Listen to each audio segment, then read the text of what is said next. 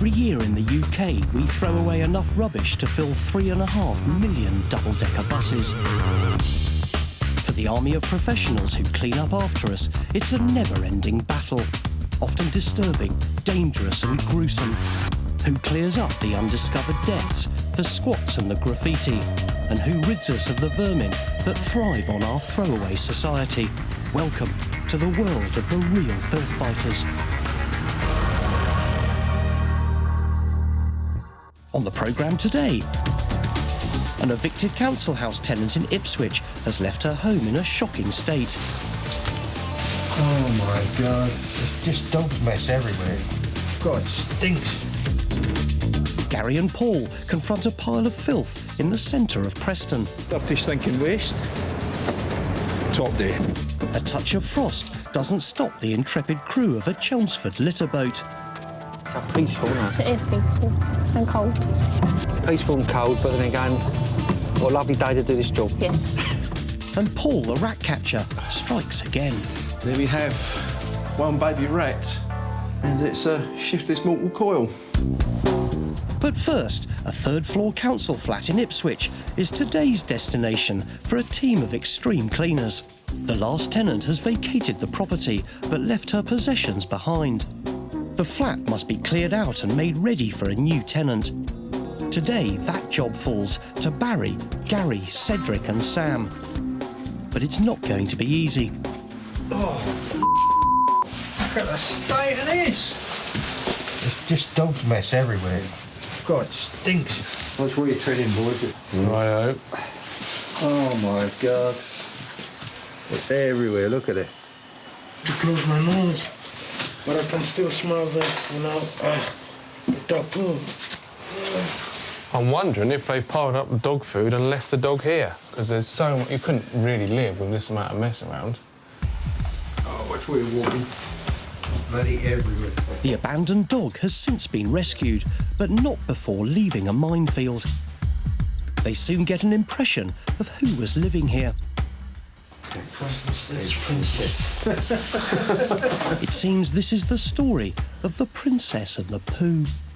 We're buried, so it's what we're gonna do. Try. Just smell nice.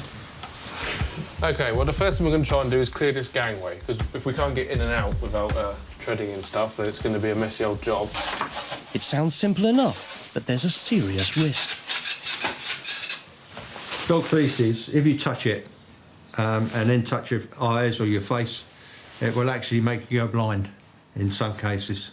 Barry is talking about toxocariasis, a roundworm infection in dogs which can spread to humans, usually children, and can occasionally cause blindness. For Cedric, it's all about texture. It's sticky dog. It tells you how many days the dog has been here. The boots are probably not Jimmy Choo's, but they could be Jimmy Poo's. Nice shoes, going out for a meal. Suit you, they're just your size, aren't they? Let me try the walk first. Stroll on, Cedric. Nice.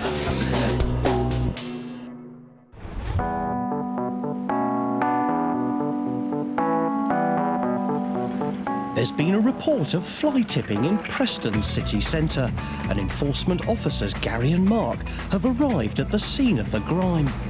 Right, this is one of my most favourite places in Preston. As you can see, it's right in the heart of the city. It's full professional people. Supposedly very, very clever people. Not quite sure about that, but there you go. Gary's frustration with the residents here is easy to understand. When it first opened, we had a lot of problems here with rough sleepers because the bins for the property are actually in behind these doors. We had a lot of problems with overnight vagrants sleeping in there. There's a bit of drug use in there. There was a lot of drinking going on in there. So the management company and ourselves got together and we decided to put a combination lock on the premises. We letter dropped everyone, told them what the number was. Now, whether it's a bit too much for them to actually use the combination lock, I'm not sure. It obviously bloody is. So rather than putting it in the bin, they dump it here. And now, Gary has had enough. Because they've already had the notice served on them, anything we find in this waste, it's an instant £100 fine. So if there's rubbish outside, what's the state of the bins within? And lo and behold, it opens. Amazing. Could they be overflowing? And guess what? There's plenty of room, but they choose not to use it. That one's empty as well. Gary is far from impressed. There's absolutely no excuse for this. We have spoken to some of the residents. They knew about the accommodation. So these are lazy people who just cannot be bothered, who probably come out to go to work first thing in the morning. Shall I put it in the bin? Nah, just dump it there. Somebody else will come and do it for us. What these folk don't realise is that mugs like myself and Mark, we're the ones that have got to come and clear this rubbish up. And it doesn't matter how many letters you send to these people, they just choose to ignore you. Well, unfortunately, they can choose to ignore us to a certain extent, but then they'll end up in front of the magistrate. And they don't need to explain it to me, they can explain it to a magistrate. Outside, Mark is fishing for evidence that will link the fly-tipped bags to their owners. Anything, obviously, with identification on it, anything we can link to any of the residents, from utility bills, general letters, taking evidence from prescription bottles and things like that with names on. You finished? Trying. Let's have a look. Nothing specific at the moment, mate. But it's Gary who strikes gold first. And here you go. It actually says on here, you should remove this card, keep it safe and not share it with anyone. Anyone want to look at a card? Duh. The mood lightens as the lads discover that one of the fly tippers has left a trail that couldn't be easier to follow. There's information relating to his vehicle, including registration numbers, about his credit rating, debts that he's got. So I don't think we'll have much trouble finding this one. Gary and Mark may be itching to track down the perpetrator, but first they've got to deal with the filth he and his fellow residents have dumped on their doorstep. Dirty, stinking waste. Top day. Top day.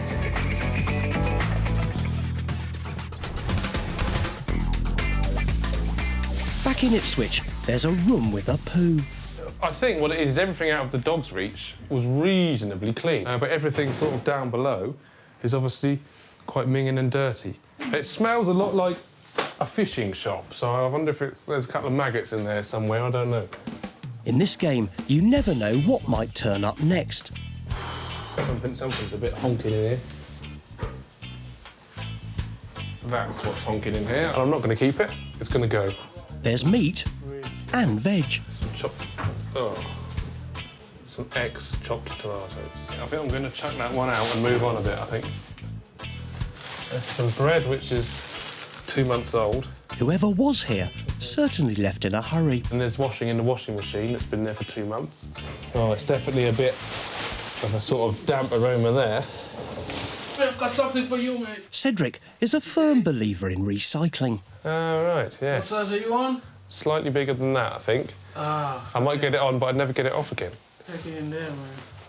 Ooh. And he doesn't give up easily. Your size? No, more your size, I reckon. Mine are too big, man. Yeah. Cedric seems to keep finding women's underwear, which he has to have a little giggle at before he throws it away. Look the same, but it's different colour. As Cedric demonstrates that one size fits all, Sam finds some frozen body parts. 3 or 4 more pig's trotters there. Somewhere there's a pig with no feet. You can tell a lot about a person from their possessions. You know the secret behind this house, man? You know what it is?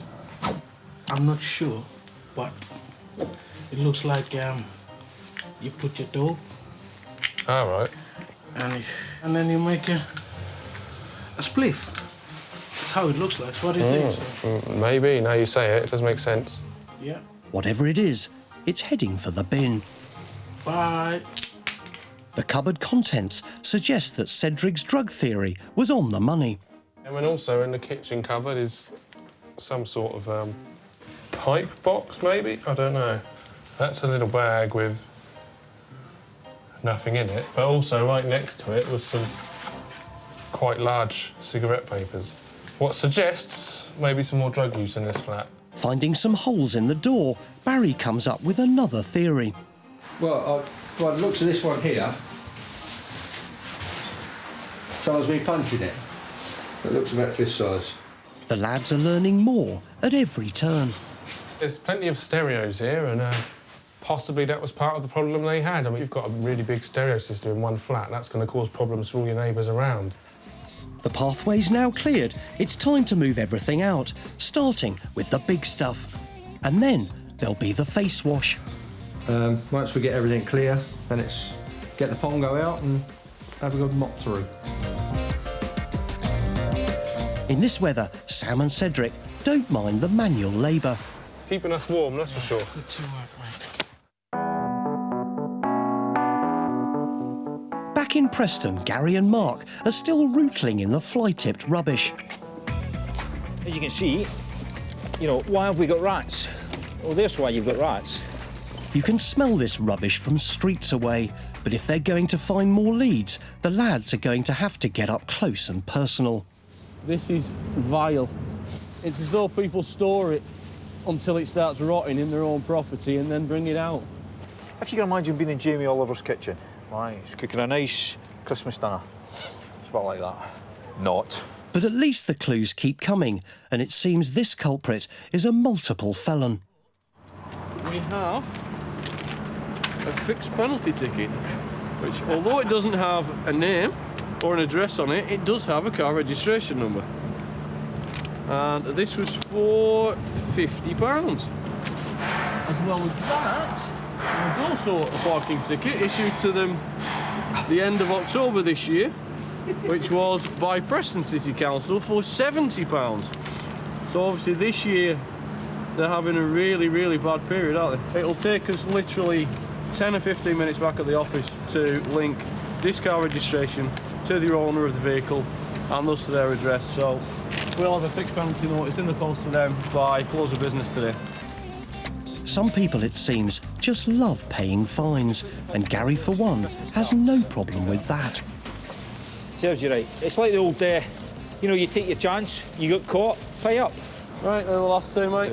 Gary and Mark have rid the streets of the foul-smelling rubbish, but for them, the story has just begun. The statute notice is quite clearly stated. You must put your waste in the bin. Well, you can see the problem.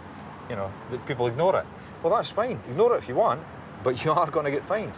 And if you don't pay the fine, we'll take you to court. It's as simple as that. So what do you want to do? Pay the fine, go to court, or put your rubbish in the bin? Duh. Coming up, the Ipswich doghouse gets a new fragrance. Whoever's gonna come in will have a nice clean house. Excellent. Fantastic. A pest controller brings relief from rats. I can sleep at night and I can have a shower without thinking they're going to come through the shower. And the pride of Chelmsford sets sail in search of floating filth. Out comes this body. They're all bloated and absolutely well, half gave us a shock.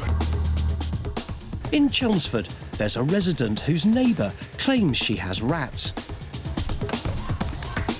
There's only one man for the job, Paul Luty, master rat catcher.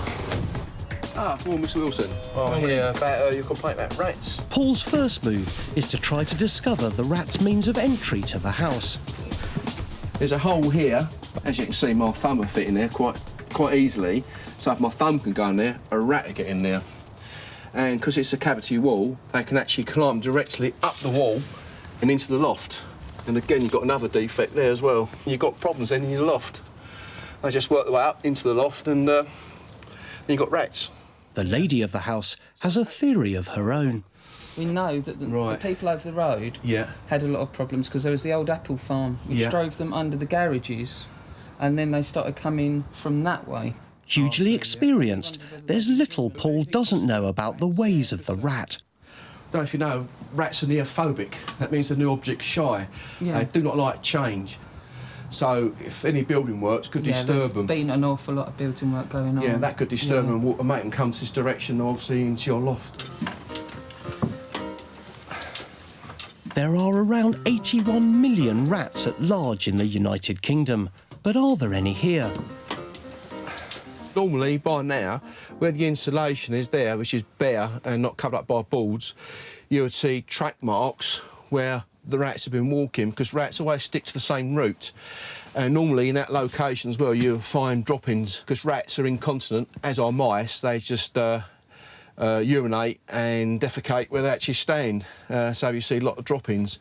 Some people think I've got a bad rat infestation because of the drop-ins, but a rat does about 40 drop-ins a day. So if you've got a couple of rats, that's quite a lot of drop-ins. So I think this side's quite clear. You don't reckon we've got any then? No. No, I don't think you have at all. There's no evidence whatsoever of any rats. But pest catcher Paul is not taking any chances and baits up anyway. All the bait's placed and just got to come back next week and check it all. So all I require from you, Mrs Wilson, if you could actually sign it for me to say I've actually attended and you're happy with the work I've carried out so far. This homeowner is more than happy with Paul's efforts. A huge sense of relief, yeah. If we haven't got any rats, it'd be nice. I can sleep at night and I can have a shower without thinking they're going to come through the shower. Maybe even visit through the toilet. No, don't want to go in the bathroom and then find one popping his head somewhere. No rats. Right, I shall see you. I'll see you next week. Same day next week. Same time next week. Thank you Thanks very much. Paul's next stop will be a rat-ridden house he baited last week.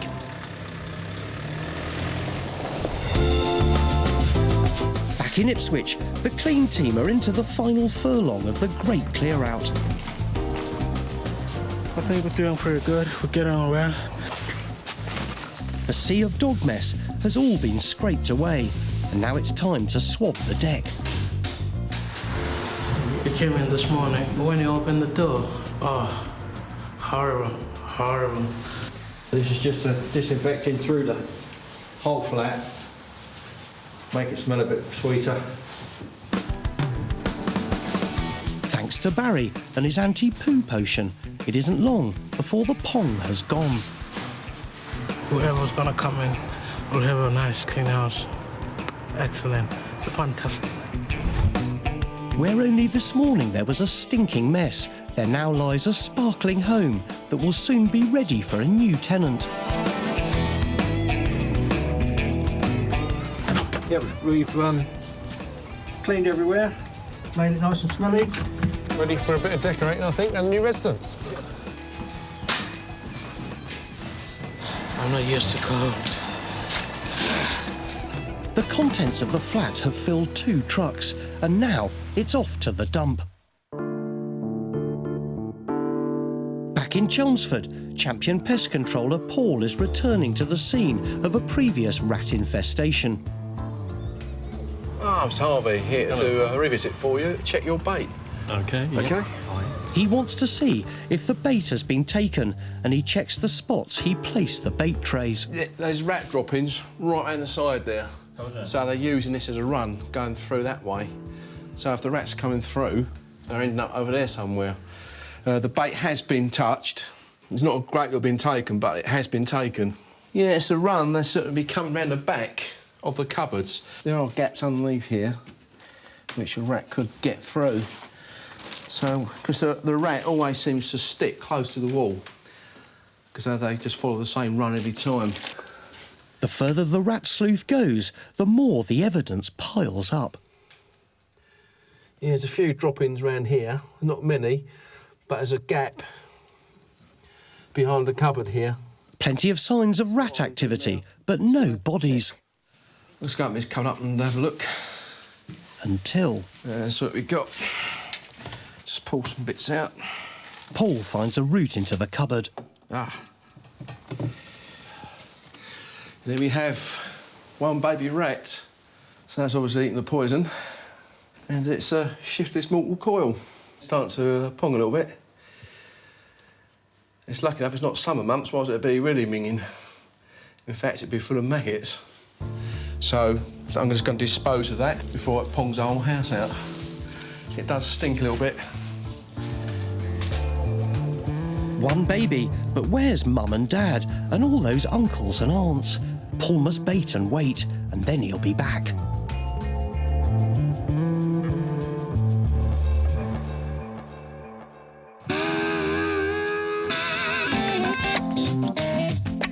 Not far away, running through the middle of Chelmsford, is the picturesque River Chelmer.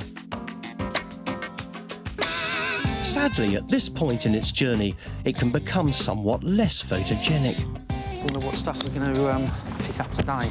For some reason, some people love throwing rubbish into rivers, and when they do that here, it's time to bring out Daphne.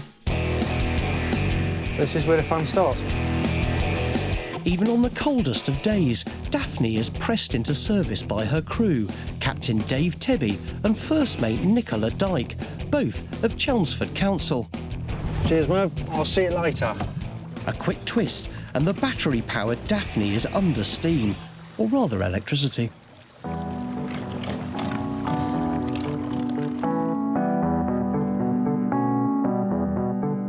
So peaceful, isn't it? It is peaceful and cold. Peaceful and cold, but then again, what a lovely day to do this job. Yes. Captain Dave soon spots trouble ahead. And I can see a lifebuoy we need to be picking up.